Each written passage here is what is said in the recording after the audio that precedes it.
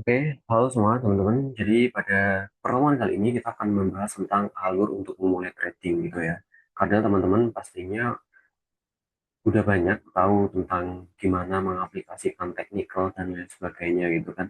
Tapi secara prakteknya mungkin ketika mengaplikasikan teknikalnya, tiba-tiba ketika punya setup ini, tapi harganya kok tiba-tiba gerakannya volatil gila-gilaan ya kayak gitu dan lain sebagainya.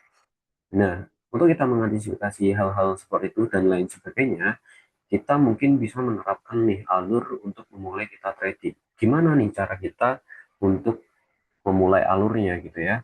Oke, yang pertama, teman-teman mungkin setiap harinya di pagi itu mungkin bangun tidur, mungkin kalau yang masih awal-awal gitu ya, masih semangat-semangatnya dengan trading, pasti langsung ya dilihat adalah MT5-nya gitu ya, atau trading view gitu ya, melihat grafik kayak gitu kan.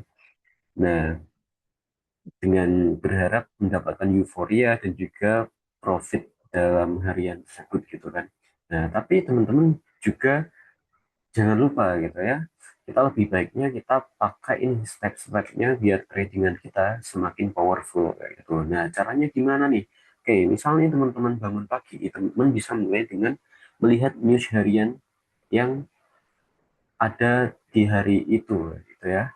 Misal hari ini kira-kira ada berita apa high impact atau tidak terhadap pergerakan eh, produk trading yang teman-teman trading kan ya, misal gold, forex dan lain-lain sebagainya gitu ya.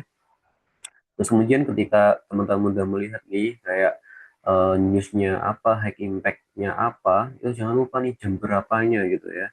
Jadi teman-teman nanti ketika udah di jam tersebut bisa mengantisipasi teman-teman ngambil trade untuk newsnya ini atau skip nunggu newsnya selesai kayak gitu ya, atau datanya keluar biar punya arah secara fundamental yang lebih jelas kayak gitu kan.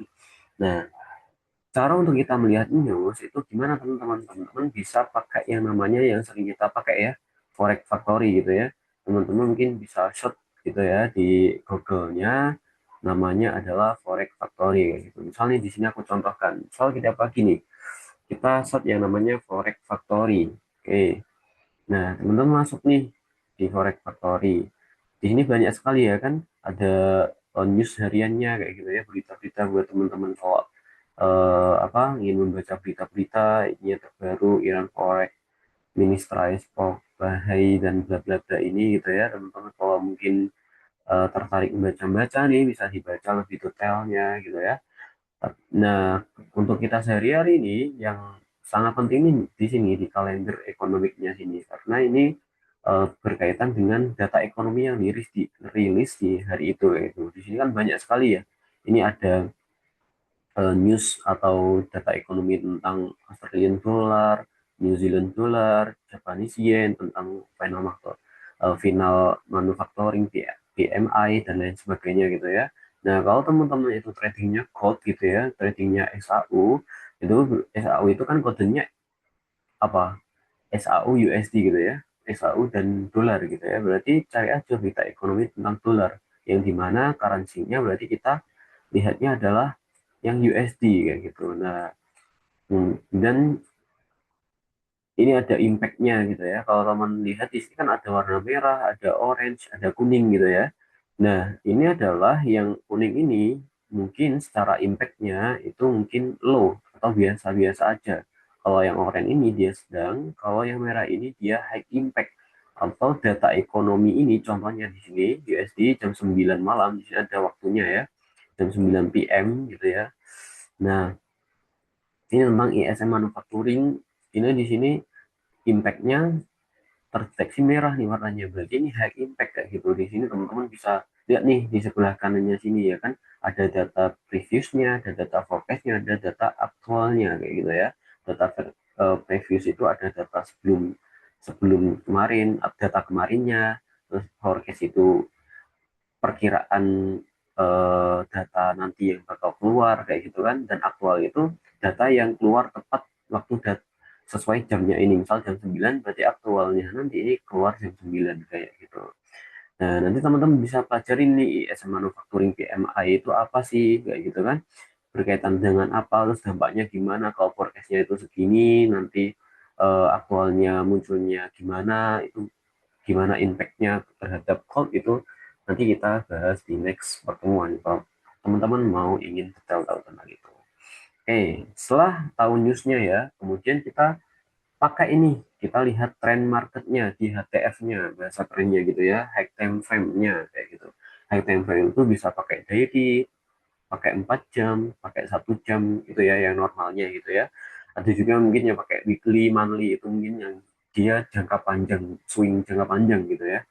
Nah, kemudian ketika udah melihat nih tren market di HTF-nya atau high time frame-nya gitu ya, lihat di sana ada tren apa nih kayak gitu, ada tren bearish kah, sideways kah, atau bullish. Nah di situ teman-teman kan nanti bisa menjawab gitu ya, untuk menentukannya pakai apa gitu. Kemarin kita udah belajar pakai trend line, ada yang juga yang udah lama pakai market structure dan lain sebagainya gitu ya. Kalau misal kita pakai trend line, berarti kemarin trend line gimana, misalnya ini garis trend line gitu ya, ketika harga dia berjalannya atau harga itu dia mondar mandirnya atau berjalannya di atas garis trend ini, berarti trennya lagi apa, lagi uptrend atau lagi bullish. Kalau lagi uptrend atau lagi bullish, fokus kita adalah mengambil buy itu. Terus nanti kita zoom ke time frame yang lebih kecil, untuk kita mungkin kalau teman-teman pengen scalping, pengen mencari momentum-momentum dengan waktu yang lebih cepat kayak gitu kan, lebih banyak, nanti bisa switch nih, lihat di zoom ke time frame yang lebih kecil, di M15-nya, M5, atau bahkan di M1-nya kayak gitu. Nah, kemudian ketika teman-teman udah ini ya, tahu time frame-nya, tahu ini ya, apa trennya gitu ya. Misal lagi bullish tadi ya, kalau misal dia harganya di bawahnya trendline-nya gini, dia kemudian mandir di sini, kan berarti ini lagi bearish ya. Sebagai contoh, misal kita lagi bullish gitu ya, kita lihat nih, misal dari sini harga itu naik terus turun, naik turun. Nah pas kita buka chart nih ya kan, lihat di high time frame, yang ternyata harga itu posisinya di sini, itu berdekatan dengan garis trendline-nya atau support trendline-nya. Berarti nanti muncul nih pertanyaannya ya kan, apakah harga ini di key level. Nah ini kan harga ini dekat dengan garis trendline atau key level dari trendline-nya atau support trendline-nya gitu kan. Nah, misal iya, apakah kita mau ambil momentum buy, cari momentum buy di sini, di key levelnya ini, mungkin dengan zoom kita tadi ya di M15 atau M5 atau M1, di sana ada konfirmasi apa dan lain sebagainya gitu kan. Nah, jadi teman-teman muncul nih setup tradingnya lebih powerful lagi itu. Nah, setelah kita tahu misalnya dia lagi di key level di support trend line. Oke, uh, misal skenario kedua, dia harganya adalah dia nggak di key level misal. Kita lihat harganya ternyata masih di atas gini misal. Nah, ini kan ada perbedaan. Ini udah di key level, berarti kalau secara teknikal gitu kan, kita fokusnya ambil buy kayak gitu. Misal dia masih di atas kayak gini, masih jauh dari key level trendline-nya kayak gitu ya. Berarti apakah kita langsung ambil buy di sini? Kan mungkin tidak, mungkin ya. Mungkin kita ambil apa ya, momentum sell dulu, kita coba geser ke tempo lebih kecil, cari area-areanya dengan harapan ini harga mungkin menuju dari trennya, sembari dia menuju sini kita ambil momentum-momentum kecilnya kayak gitu kan. Nah, beda kalau yang ini sudah ada di levelnya sini misal, ya udah kita fokusnya adalah ambil buy kayak gitu. Nah, kalau udah kita tahu nih apakah harga di level atau tidak tadi ya, seperti contoh ini, kemudian kita bisa memutuskan gitu ya, apakah kita ini mau trading gitu kan, apakah aku ini hari ini mau trading, apakah hari ini aku nggak trade atau nggak menarik, karena nggak menarik aku nggak trade kayak gitu. Nah gitu, karena yang perlu teman-teman ingat ya, yang mungkin banyak orang lupa itu, di trading itu kan kita punya 3 pilihan nih sebenarnya ya. Yang pertama, kita pilihannya bisa buy atau pencet buy sebelah kanan gitu ya di MT5. Kedua, kita bisa ambil sell gitu ya, pencet sebelah kiri, rata kiri, rata kanan, buy dan sell gitu ya. Tapi pilihan ketiga ini sering orang lupa dan sering orang menghiraukannya gitu ya. Ternyata ada pilihan ketiga. Apa pilihan ketiga? Itu adalah kita nggak trading, kita wait and see dulu, mungkin nunggu momentum yang lebih menarik, nunggu pasar yang lebih menarik kayak gitu, nunggu pasar bersahabat dengan kita dan lain sebagainya. Nah, jadi dengan kita mengetahui alur ini, mengetahui plan kita ke depannya, harapannya kita bisa ngambil momentum di pasar dengan maksimal. Oke, itu pelajaran untuk alur mulai trading di kali ini. Untuk next, kita bahas selanjutnya. Hmm. Hmm. Hmm.